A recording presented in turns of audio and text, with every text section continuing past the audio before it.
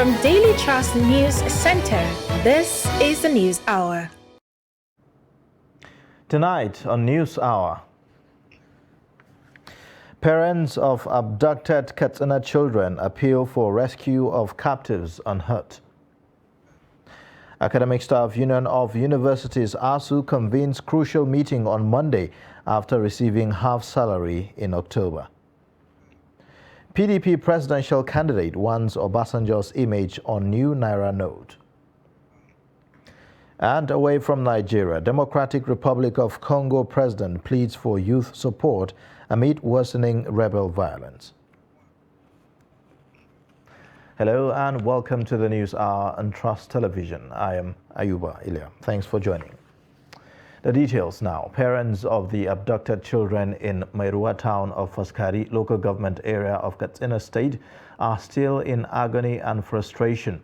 The over 30 children were abducted while working on a farm at Company Mailafia Road, about 15 kilometers away from the town on Funtua Gusau Road. Abdullahi Ahmadi visits the town to meet some of the parents who said that their children are abandoned and forgotten. Parents of the abducted children, who are mostly from poor backgrounds, living from hand to mouth, have been crying since the incident on Sunday afternoon. Some of them neither sleep nor eat for the past 6 days following the trauma of the abduction that has thrown the entire community into despair and apprehension. We are poor, and the abductees are our breadwinners. As it is now, we don't even have what to put our bodies and souls together. Talk less of generating 30 million naira for ransom. It is important for you and the government to know and understand that there is no peace everywhere in this area. Once it is 6 p.m., people from neighboring communities fool our streets and corners to pass the night for the fear of attacks on their communities.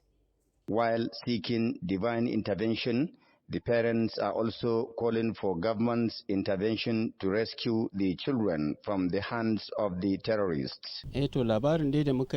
Now it is almost a week since the unfortunate abduction of our children, and it doesn't seem the government is doing something about it, and the owner of the farm is under arrest.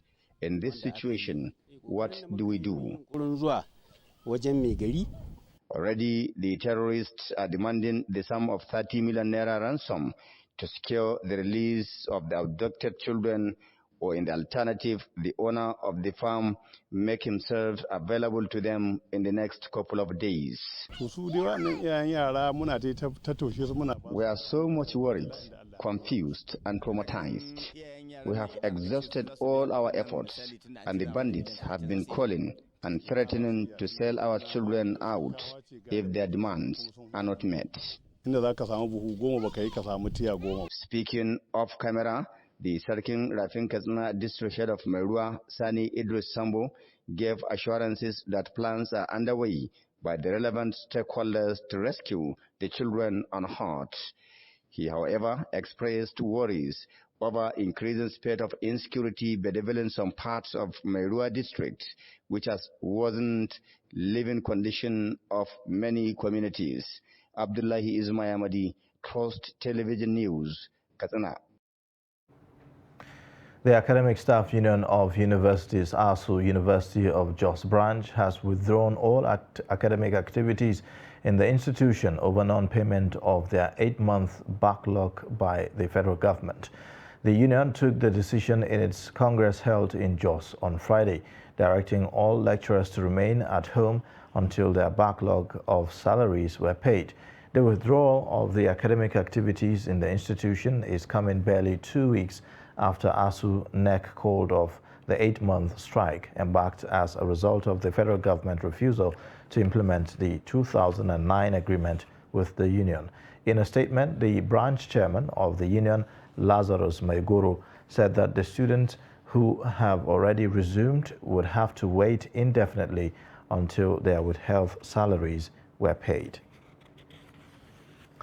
Meanwhile, members of the National Executive Council of the Academic Staff Union of Universities will on Monday hold a crucial meeting to decide on whether to begin a fresh strike or not.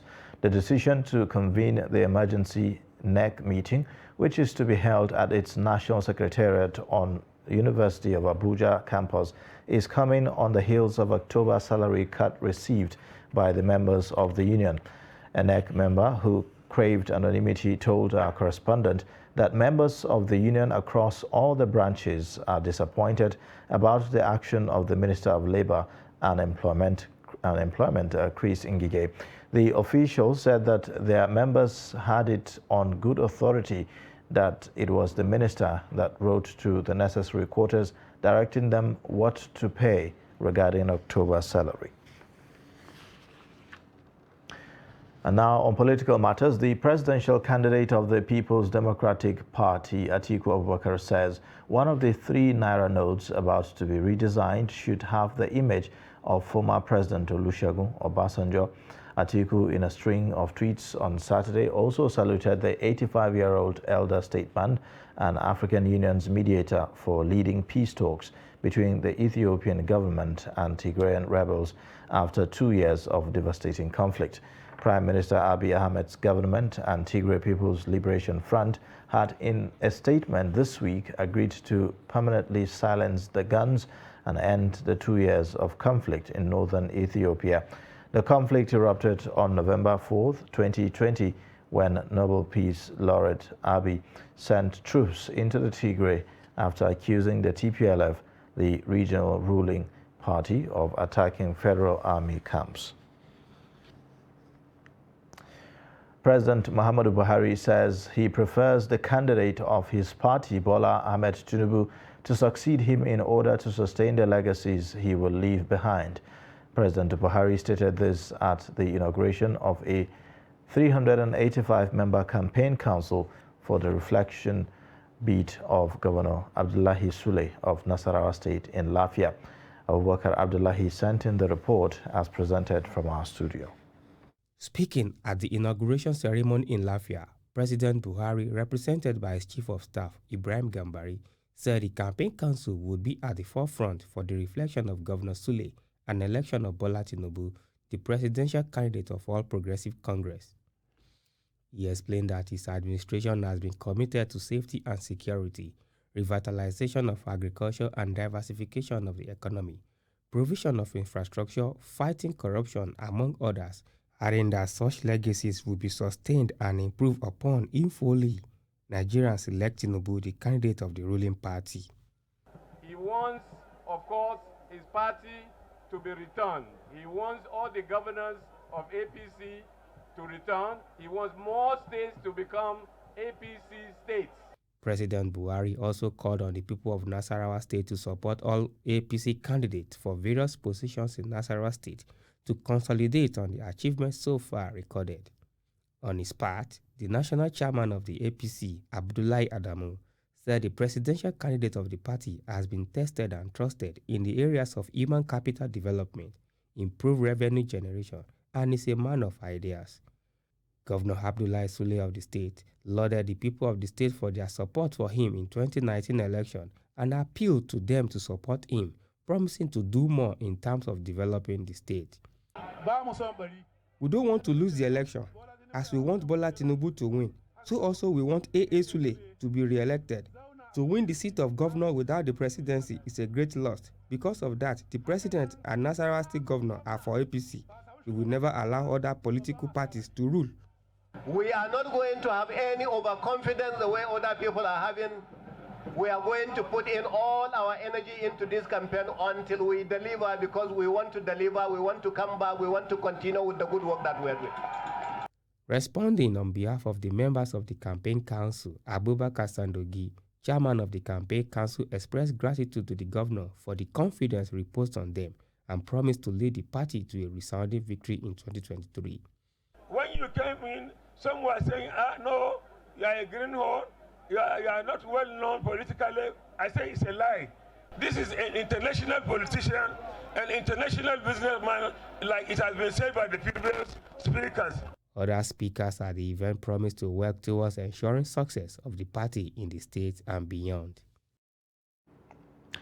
2023 governorship election in Bauchi State is seen as a political contest between incumbent governor and PDP candidate Bala Mohammed and former Chief of Air Staff Abubakar Sadiq, the APC candidate.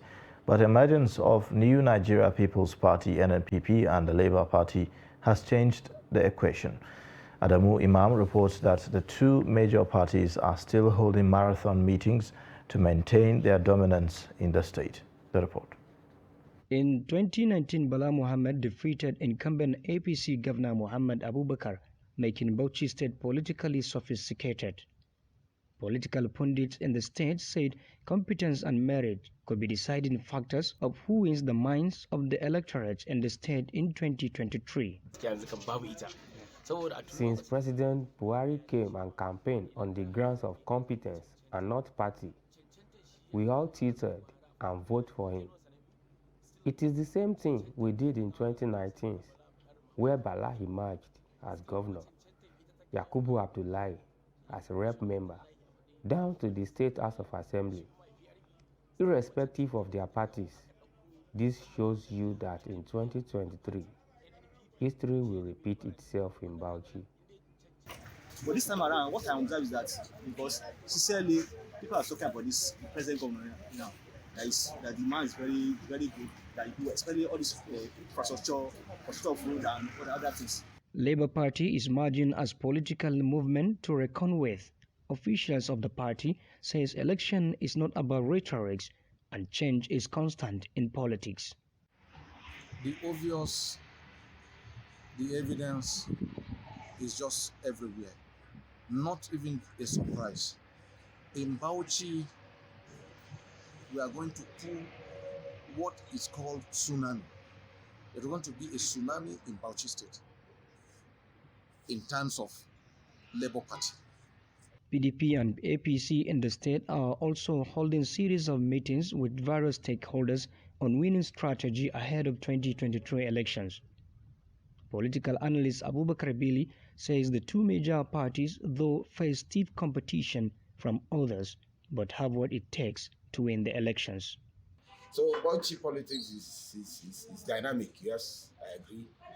Bauchi politics is matured, yes, I agree. And the people have their own way of sorting the shafts. I believe this time around too, they know what they want and they will surely go for what they want. Dynamics of the state politics can be traced to Bauchi discussion cycle in 1950s during the era of National Council of the Nigeria and the Cameroon, NCNC, and Northern Elements Progressive Union, NEPU, led by Malam Saad Zungur and Malam Aminu Kano.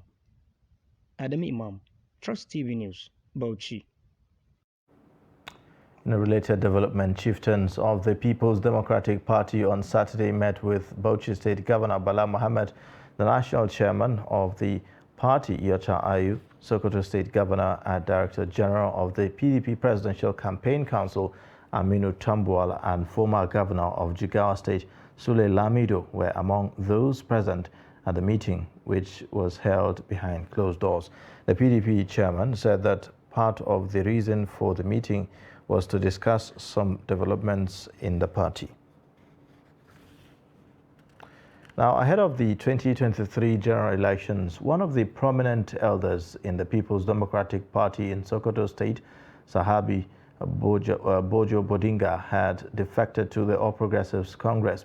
Bojo Bodinga, a PDP stalwart from Sokoto South Senatorial District, was received by the APC leader in the state, Aliyu Wamako, at his residence on Friday in Sokoto. This is contained in a statement issued to journalists in Sokoto on Saturday by Bashar Abubakar, the special advisor, new media to Wamako. The state APC chairman, Isa Sadiq Achida, assured the new member and his supporters of equal treatment with all other members. On his part, Bojo Bodinga said that he and his teeming PDP supporters across the state had left the party for APC for good. A federal high court sitting in Umuahia, the Abia state capital, on Friday dismissed a suit seeking to nullify the People's Democratic Party primaries in Abia state. 7 plaintiffs had sued the Independent National Electoral Commission, the PDP, and the party's national chairman, Iyorchia Ayu, as the first, second, and third defendants, respectively. The plaintiffs had, among other prayers, asked the court to sack all the Abia PDP candidates for the 2023 general elections because the 3-man delegates election which produced them never held. Delivering judgment on the matter, the presiding judge, Justice Evelyn Ayandike, held that the conduct of the party delegate congress was entirely an internal affair of a political party and not justiciable in law. According to Justice Ayandike, the suit can only be justiciable in the court if it were brought by an aspirant who participated in a primary election. The Apex Igbo Socio-Cultural Organization, Ohanaeze Ndigbo Worldwide, on Saturday, described as hasty and selective judgment an interim forfeiture of 40 landed assets belonging to a former Deputy Senate President, Ike Ekweremadu. Ohanaeze said that Ekweremadu, who is being prosecuted for alleged organ harvesting in the United Kingdom, should be given the opportunity to defend himself. Justice Inyang Eko of the Federal High Court, Abuja, had ordered the interim forfeiture of Ekweremadu's assets following an ex parte motion by the Economic and Financial Crimes Commission. However, Ohanaeze said that though there are several allegations of corruption cases pending in the EFCC, the urgency and selective judgment in the case of Ekweremadu is curious. The Lagos State Police Command on Saturday said an autopsy conducted on the corpse of Ifeanyi Adeleke confirmed that the 3-year-old died as a result of drowning. The police also said that 2 suspects arrested in connection with the tragic incident are still being quizzed on whether the 2 principal suspects will be charged in court. The police spokesman said that he does not want to preempt that scenario as investigation is still ongoing. Hundeyin also debunked rumors that actress Eniola Badmus was arrested in connection with the case. Now, hundreds of persons have been rendered homeless again after a fire outbreak raged down an internally displaced persons camp in Mafa local government area of Borno State on Saturday. It was gathered that the fire started after 4:30 p.m. and destroyed an unspecified number of IDPs' temporary homes.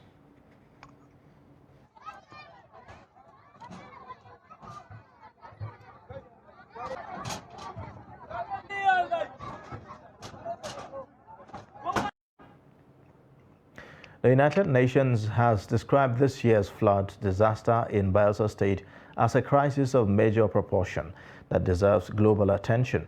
The UN resident and humanitarian coordinator in Nigeria and representative of the Secretary General, Matthias Schimel, stated this on Saturday when he led a delegation comprising officials of the global body, the World Health Organization, and the Federal Ministry of Water Resources on a courtesy visit to Governor Doye Diri in Government House, Yenagoa, on Saturday. Schimel linked the Bayelsa flood situation to Pakistani floods that attracted global attention. The UN coordinator said that his visit was a response to the letter from the governor and called for attention to address the devastating effect of the flooding. He also stated that the UN will advocate and mobilize resources for the recovery phase to enable victims return to their normal lives.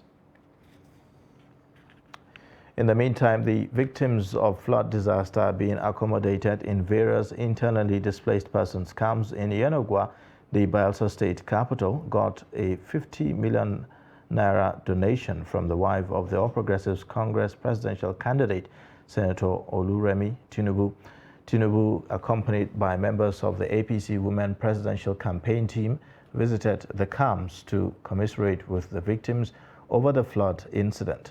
Addressing some of the victims, the leader of the team, Senator Tinubu, announced the donation of 50,000 naira each to 1,000 individuals to recapitalize their small-scale businesses. Oluremi Tinubu, who reiterated that the visit was not political, but rather to identify with them in the moment of need, prayed that the state will not witness such natural disasters again.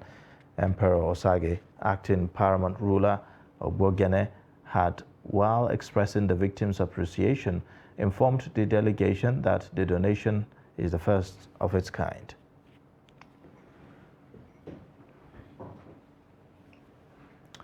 You're watching the News Hour on Trust Television. Coming up shortly, we'll take a look at why T-Sports attracts many. Details of this and more after the break. Join us again.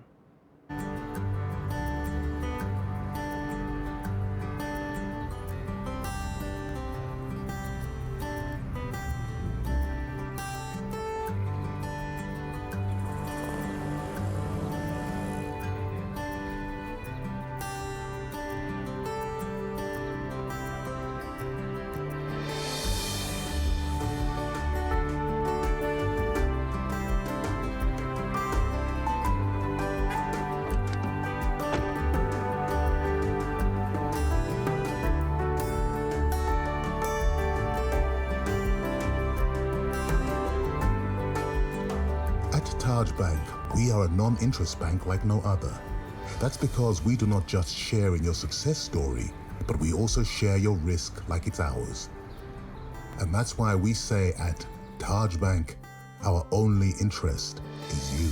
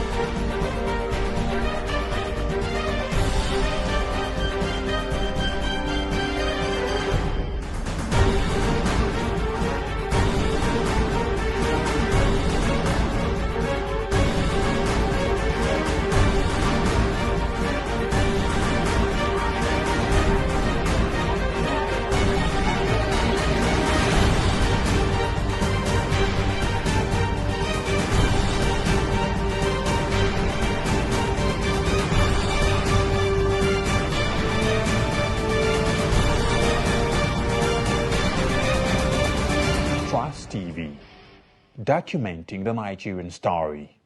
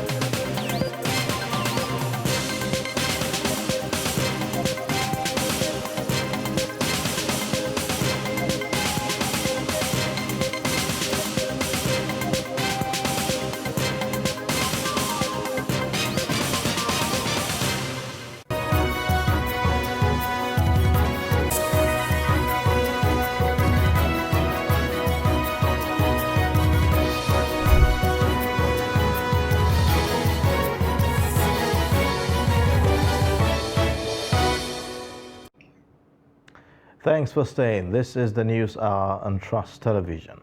Here's a reminder of our top stories again. Parents of abducted Katsina children appeal for rescue of captives unhurt. Academic Staff Union of Universities ASU convenes crucial meeting on Monday after receiving half salary in October. Stakeholders in Bauchi's health sector have appealed to the state government to improve funding to the health sector to enable it address some of the communicable diseases bedeviling the state. They made the appeal while discussing how to mitigate the spread of Lassa fever in the state. Adam Imam has more. Presently, there are 351 confirmed cases of Lassa fever across Bauchi State, which has remained the third most affected state after Edo and Ondo State in the country. Stakeholders at the meeting sued for collaboration, which they said is key in the fight against the disease.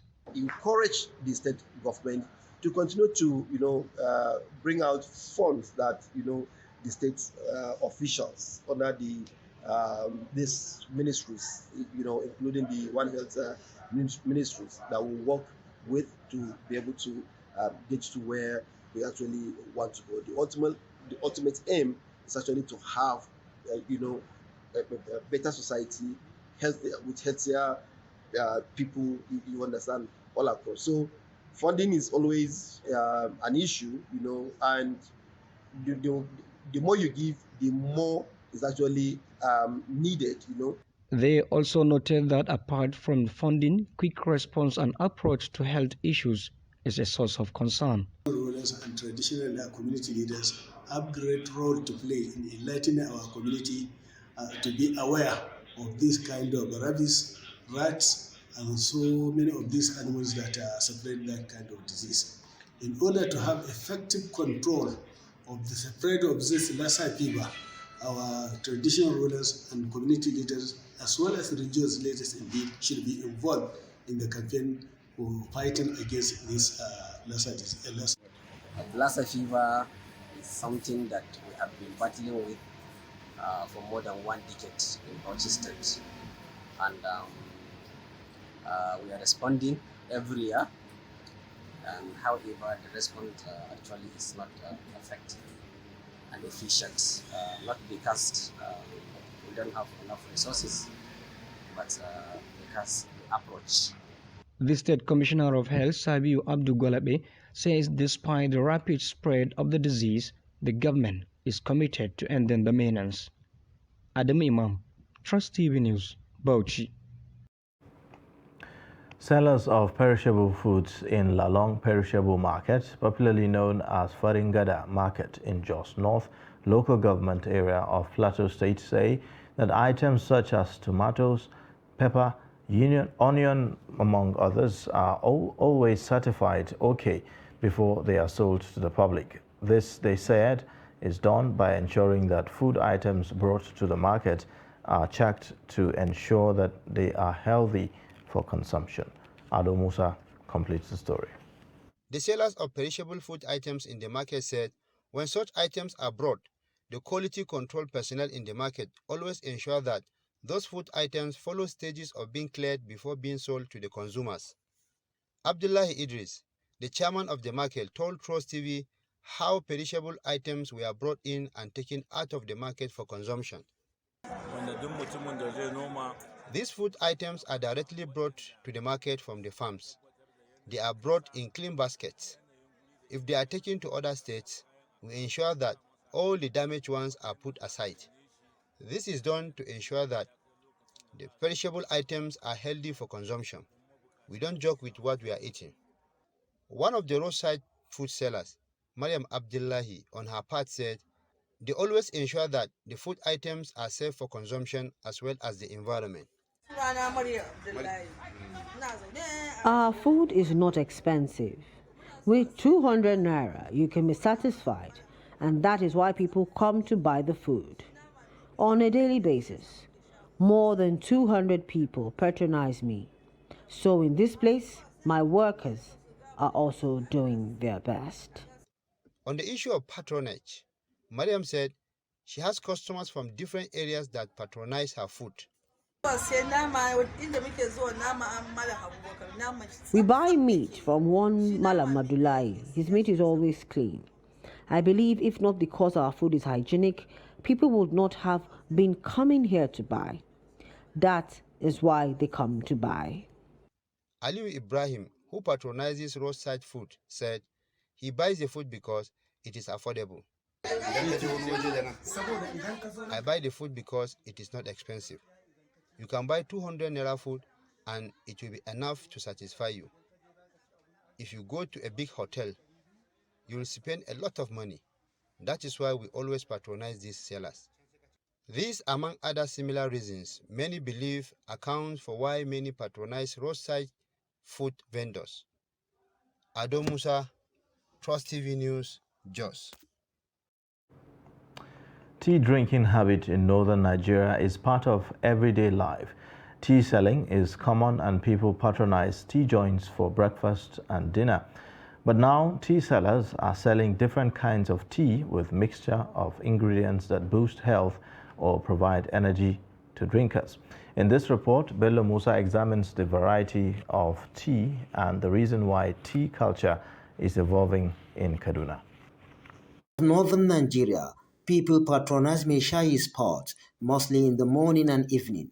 Tea spots are located in residential areas, parks, gardens, and other locations. In Kaduna, tea selling business is lucrative, with sellers offering different tea to satisfy their customers. However, now different ingredients or mixture are found in the tea, which many believed enhances their body system. Some tea sellers in Kaduna say they use different natural herbs to prepare the tea. Tea gives pleasure. We include lime and other ingredients in the tea. Those with cold also do come here to take tea. When you take tea, it prevents you from catching cold because we use ingredients like clove, ginger, and mixture in the tea.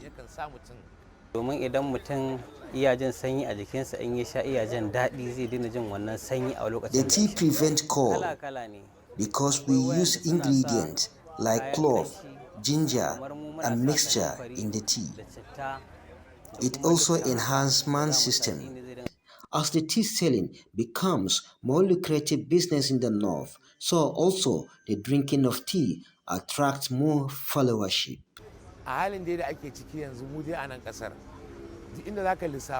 Tea has become one of the most loved food in the north, so people do take tea 3 times in a day.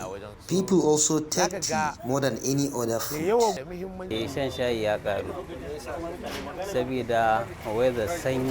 Drinking tea has increased, especially as the cold season is setting in. The sport makes tea drinkers to socialize with one another. According to these customers, the tea not only satisfies them, but enhances their system. I am a bricklayer. If I take tea in the morning, it will take me to 3 to 4 p.m. without taking any food.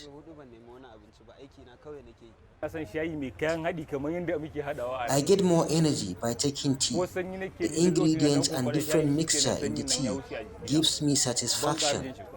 It prevents me from cold.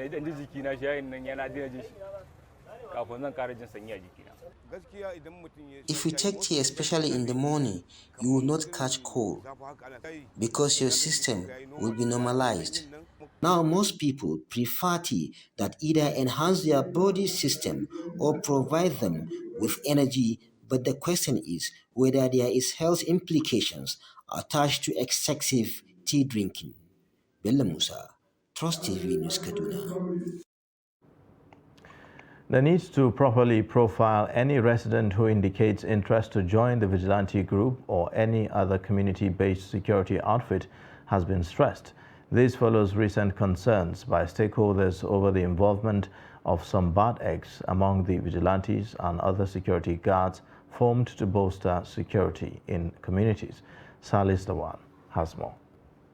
The rise in insecurity in the country has led to the popularization of vigilantes, a self-appointed group of citizens who undertake law enforcement in their community without legal authority, typically because the legal agencies are thought to be inadequate. Seen as a necessity in communities where security is inadequate, traditional leaders, with the help of security agencies in Adamawa, have introduced a new policy aimed at sanitizing their operations. To scrap the vigilante, it is not a good idea. let's try and get good ones that will work without fear or favor. There is some bad egg among them, but we have feed them outside. The present one we have, they are working normal. Matter of security is everybody's business. The recent involvement of some bad eggs among the vigilante members has increasingly defeated the real objectives of the group and the communities, as the leadership of the group works toward weeding them out. We have our registration form. This registration form, when you receive it from the hand, you are going for your village case. The village case is to know either you are good or bad. When the village case sign, district case will sign, GPO will sign, SS will sign before I come to sign here. So we are not taking anybody like that. Some Yola residents said more need to be done for vigilante groups to complement the work of security agencies, especially in gathering intelligence and boosting the fight against criminals.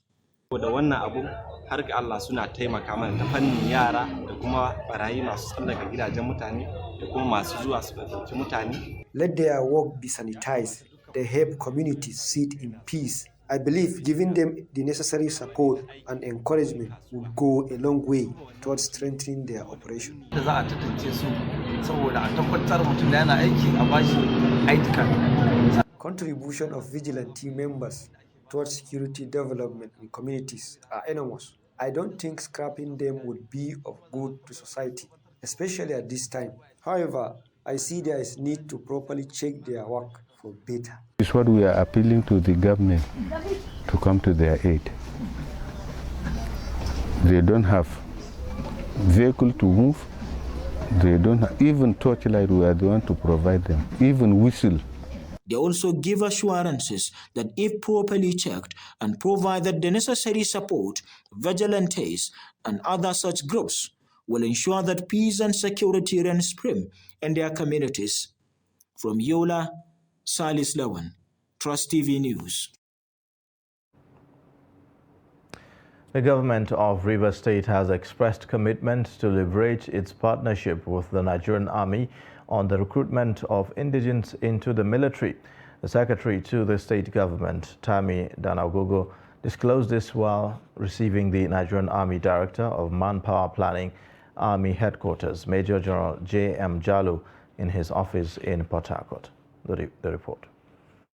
The secretary to the state government, Tami Danagogo, who appreciated the sacrifices and determination of soldiers in the sustenance of Nigeria, called for support and cooperation in the recruitment exercise, especially in marginalized states such as Rivers.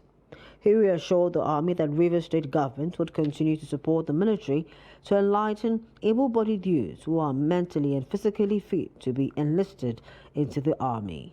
I want to thank you and assure you on our part immediately now for this ongoing exercise to start enlightenment and reach all the local governments, ensure that they know what to do so that they apply properly and we get our chances.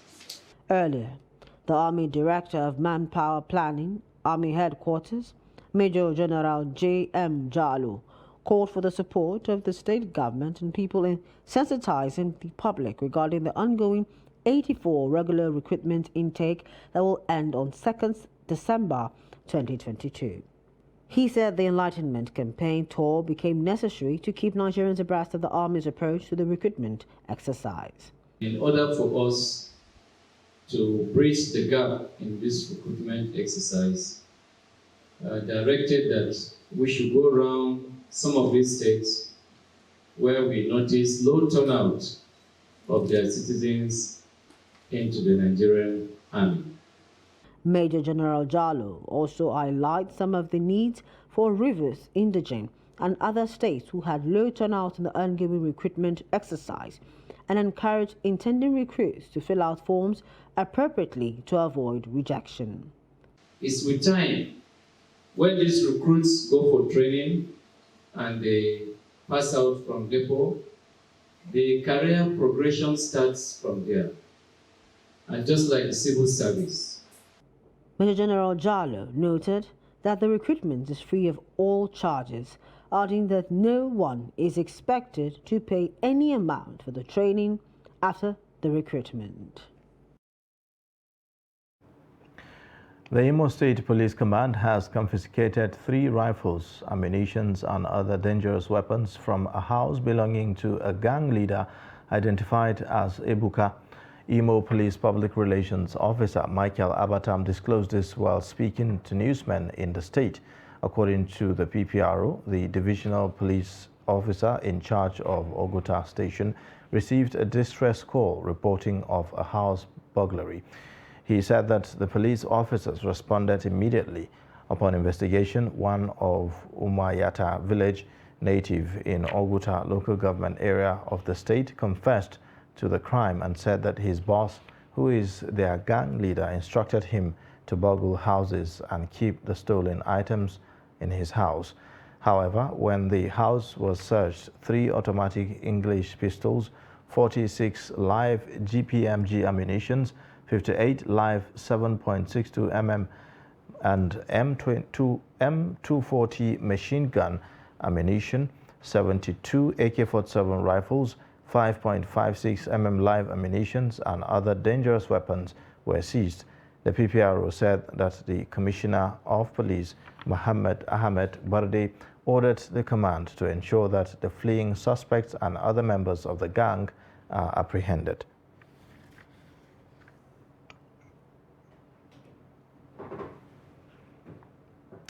You're watching the news on Trust Television. We'll take a short break, and then when we return, the news continues. Please stay with us.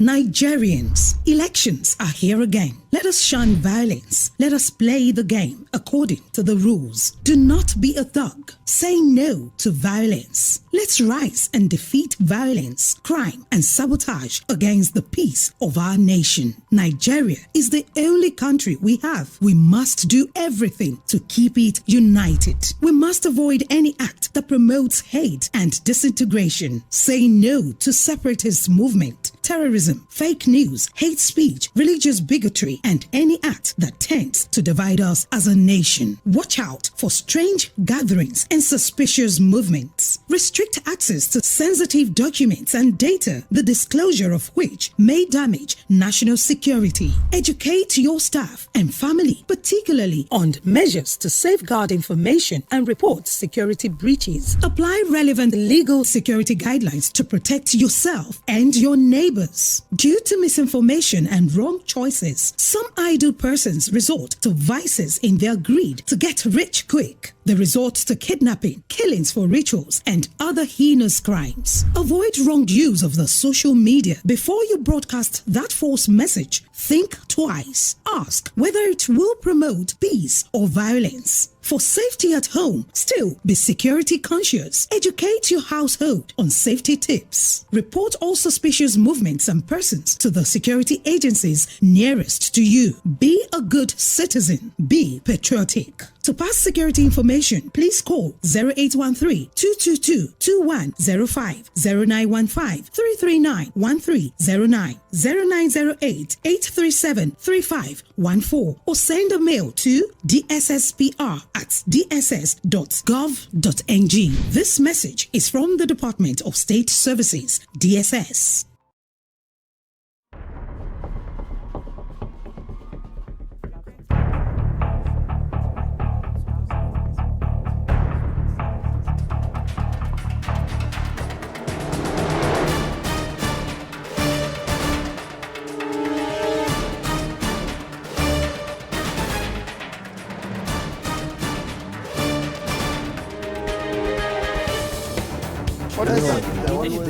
That's great. Good to see you.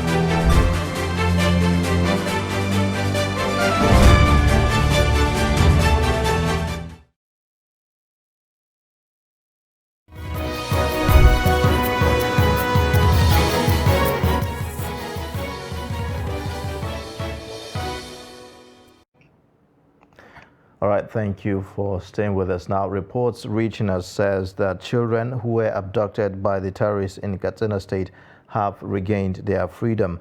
The children were kidnapped on Sunday while working on a farm in Mairua Community, Faskari local government area of Katsina State. We'll now join our correspondent who is there, Abdullahi Amadi, in Katsina, to give us an update on this. Hello, Abdullahi. Thank you so much for joining us on the News Hour. Thank you, Ayuela. Yeah.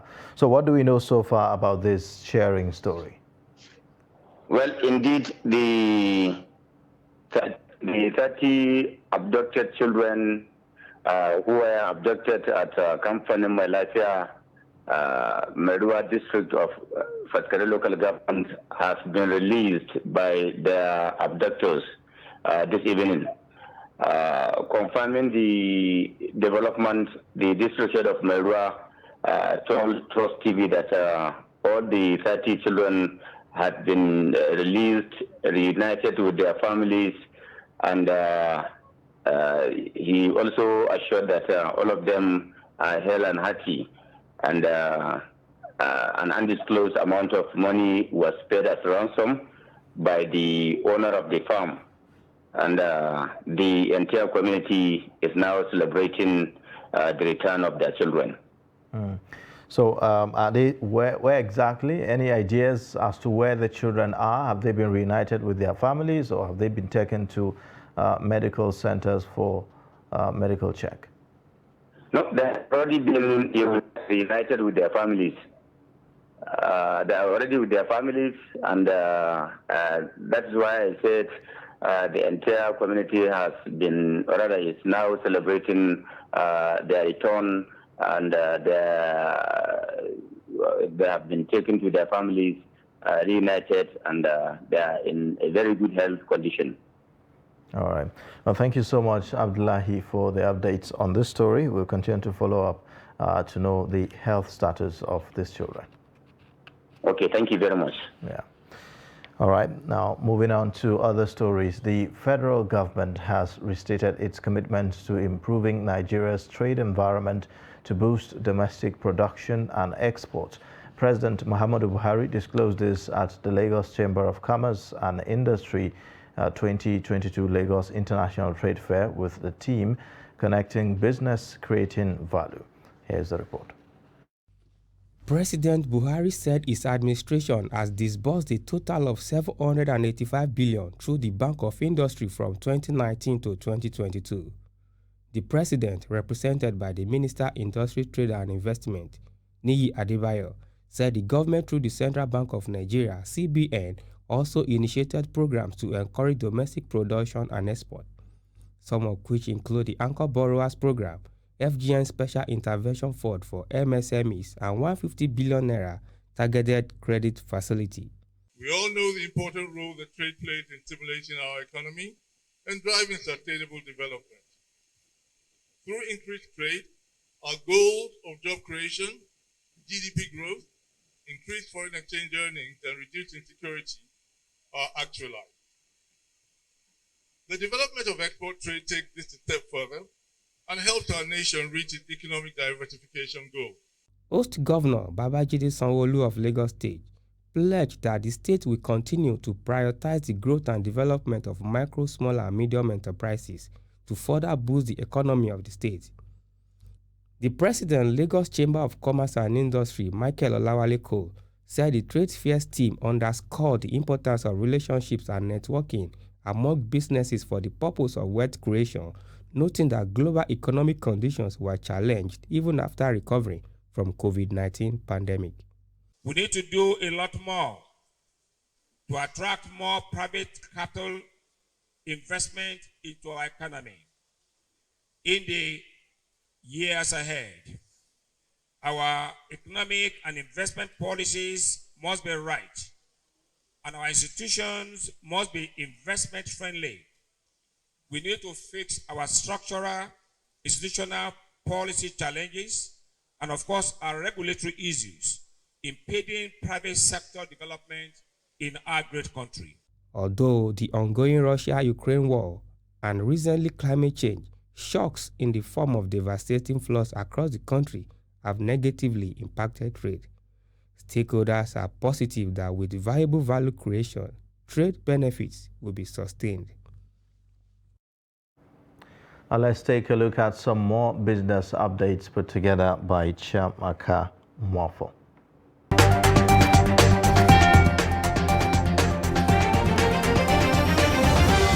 Sacked employees from Twitter Ireland office are reportedly suing the company for ignoring the country's law that mandates employers to notify their workers in the case of mass layoffs. The Irish workers said there was no notice before the decision was sent to them. This is the second class action against the company in less than 24 hours. Twitter sacked half of its 7,500 strong staff on Friday as new owner Elon Musk launched his major overhaul of the troubled company just a week after his blockbuster takeover. Workers around the world were shown the door and took to Twitter to vent their frustration or disbelief and say goodbye to one of Silicon Valley's most iconic companies. Ahead of the layoffs, Twitter closed access to its offices worldwide, asking employees to stay at home to await news of their fate through an email. Meanwhile, Jack Dorsey, founder and former CEO of Twitter, has apologized to departing employees for the mass layoffs. In a Twitter post on Saturday afternoon, Dorsey claimed responsibility for the situation. And finally, in stock, a total turnover of 1.410 billion shares worth 15.510 billion naira in 19,025 deals was traded this week by investors on the floor of the exchange. The financial services industry, measured by volume, led the activity chart with 804.570 million shares valued at 6.3 billion naira traded in 9,922 deals, thus contributing 57.04% and 40.62% to the total equity turnover volume and value, respectively. The agriculture industry and the conglomerates industry came second and third, respectively.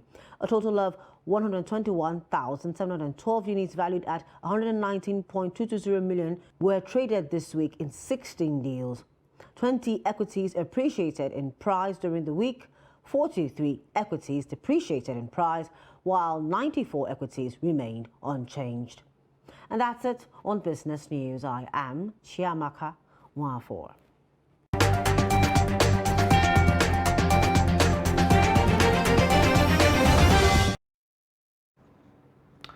Now, away from Nigeria, 3 people have been killed in scuffles over food aid at a displaced persons camp in Eastern Democratic Republic of Congo. Many people in the camp have fled fighting between the M23 militia, and President Felix Tshisekedi has called for support from young people to resist the rebel forces. M23 rebels have captured swaths of new territory in recent weeks and displaced tens of thousands of people, with the president blaming Rwanda. The resurgence of the M23 has destabilized relations in Central Africa and displaced an estimated 183,000 people in North Kivu since October 20. The camp houses around 17,500 people near the city of Goma. Local officials on Thursday brought food to the camp but decided to distribute the aid the following morning. The decision angered some of the displaced people, provoking scuffles in which 3 people were killed. And in sports news, Chelsea left back Ben Chilwell will miss this year's World Cup in Qatar due to hamstring injury. The Blues confirmed this in a statement released on their website on Saturday. Chilwell picked up the injury in Chelsea's last group game against Dinamo Zagreb in the Champions League. This is another setback for England ahead of the World Cup following injuries to Kyle Walker and Reece James. The World Cup starts on November 23rd, with England opening their campaign on the 21st against Iran.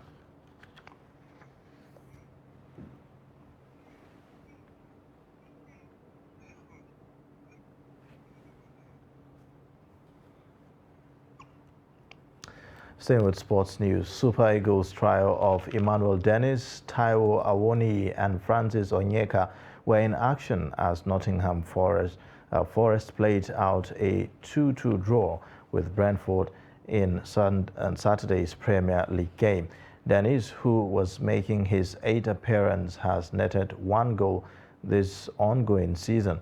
However, the Nigerian national's assist was enough to set up Gibbs White for the opening goal in the 27th minute.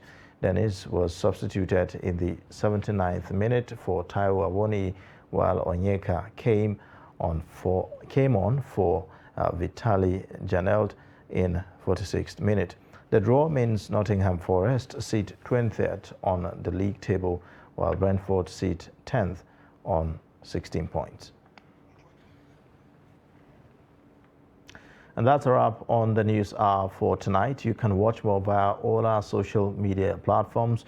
Remember to subscribe to our YouTube channel. I am Ayuba Ilya. Thanks for watching. Bye for now.